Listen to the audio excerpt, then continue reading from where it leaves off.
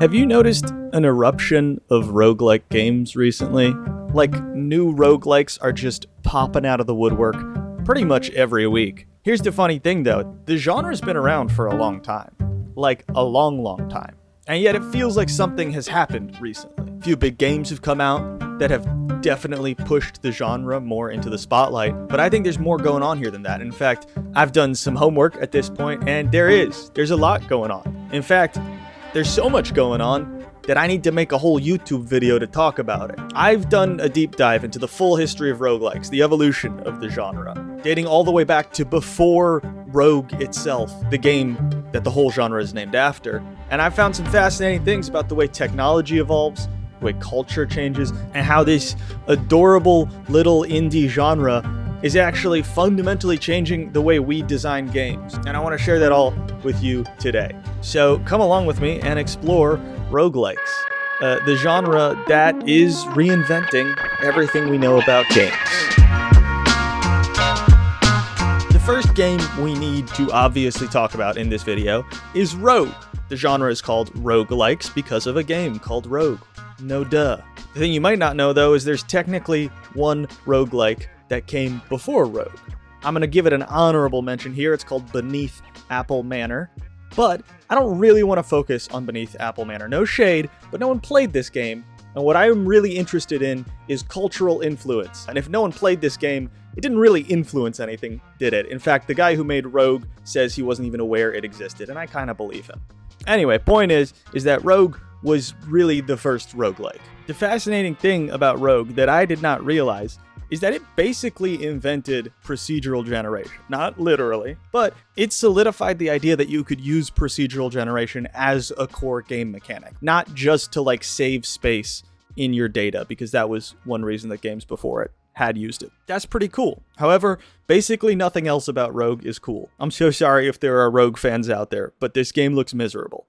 There's no tutorial, permadeath, randomness, chaos. And one major reason I think that the genre didn't immediately catch fire is because this style that Rogue initially had made it seem like it was hardcore. I know there were lots of hard games at the time, but Rogue really took it to the nth degree, arguably by accident. There were other games that followed up on Rogue doing similar stuff, but the genre didn't really start to catch on until pretty much 20 years later. And I think that large gap is because people thought it was a genre that could only be used in a hardcore kind of way. Fast forward about 20-something years to 2008, and all of a sudden there's a guy by the name of Derek Yu who has a very bold idea. He's going to merge the roguelike genre with Mario. That's basically how Spelunky was created. And before him, most roguelikes had been turn-based. Funny side note, they've kind of returned to mostly being turn-based, but we'll get there when we get there. Point is that Derek Yu was very bold, I think, in his design decisions here, and I personally credit him most for the rise of this genre. However, Spelunky is still a pretty brutal and hardcore game. It came out when I was pretty young, and I could barely handle it at the time.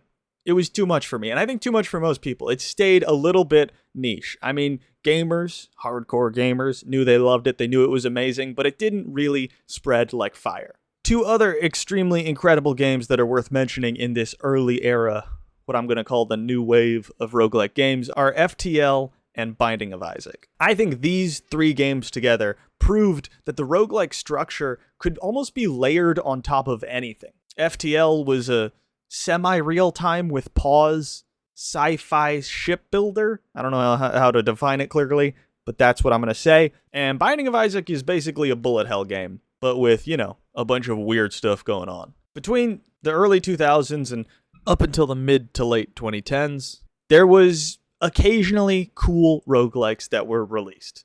There was a steady flow. These were the good times. Then, out of nowhere, here comes the boom. Hades, Risk of Rain 2, Slay the Spire, and then most recently, I would say Balatro, have taken this genre into the spotlight. What did they do differently? I would say they just made it accessible. All those early new wave roguelike games were still holding on to a little bit of, I would say, unnecessary hardcoreness. I loved Binding of Isaac, but that game required you to have a Wikipedia page open just to understand the items.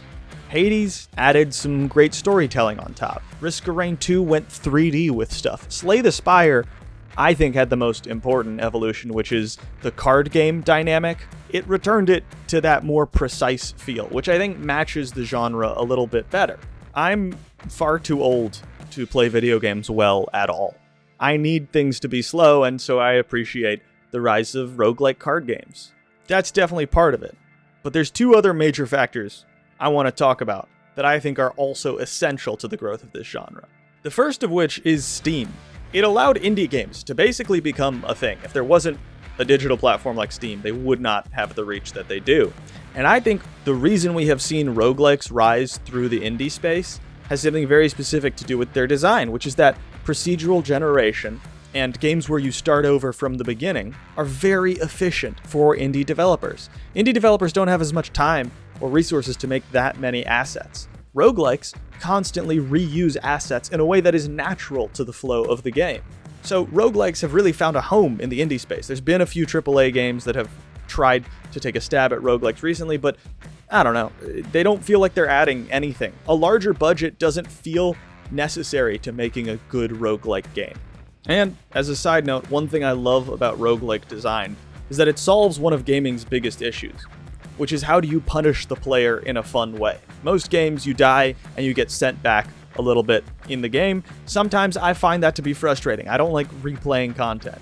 In roguelikes, replaying content isn't the same feeling. When I die in a roguelike and have to start over, I actually feel more inspired than set back because I just want to try new things. Which leads into the other major factor in this genre's evolution, which is meta progression. Now, I'm going to credit meta progression to a game called Rogue Legacy. Just like the original Rogue, I know that Rogue Legacy was not the first game to do this. But in terms of influence, to me, it felt like a watershed moment. The ability to have RPG-esque mechanics, long-term progression, while still being couched inside of shorter play sessions, is an incredible merger of the strengths of two genres that seem like they would never fit together. And speaking of things that seem like they should never work, the final, and possibly for me the biggest piece of the puzzle here, is the unique way in which roguelike developers are able to completely break traditional ideas of how difficulty scaling should work. Personally, what I love about roguelikes is I don't feel like I'm ever playing a game exactly as the developer intended. I think a lot of the fun of roguelikes is it feels like you're trying to break the game. You're trying to find an insane combination of abilities that trivializes everything. And in a lot of games, you can't have mechanics that trivialize your game because then your game is trivial. Because roguelikes have this reset and then start from the beginning design, it is totally fine for the player to scale up to insane levels where everything is trivialized. It's a lot of fun.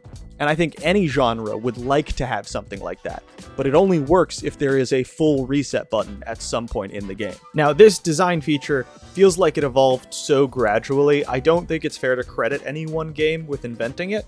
I do think Balatro wholeheartedly embraced this more than most games, but I actually think there's something very different about Balatro, which is the main reason why it has become the recent superstar of this genre. In order to understand what Balatro did well, I'm going to make a very strange comparison, which is Civ 5. Now, a long time ago, I saw someone on YouTube talking about Civ 5 versus Civ Beyond Earth, which is the sci-fi spin-off of the game. And I don't remember which YouTuber it was, so if anyone can find them and give them credit, please do. But the point they made was that Beyond Earth sucks, mostly just because it is not instantly understandable what resources are in the game. In a normal Civ game, you see wheat and you know that's for food, you know which soldiers are cavalry, you understand a lot of stuff innately because it's normal human Earth stuff. Sci-fi stuff instantly requires the player to learn more quicker, just due to unfamiliarity. I think that's really what Balatro did. It took all the best traits of the roguelike genre and it put them on to a familiar looking card game. A normal 52 card deck.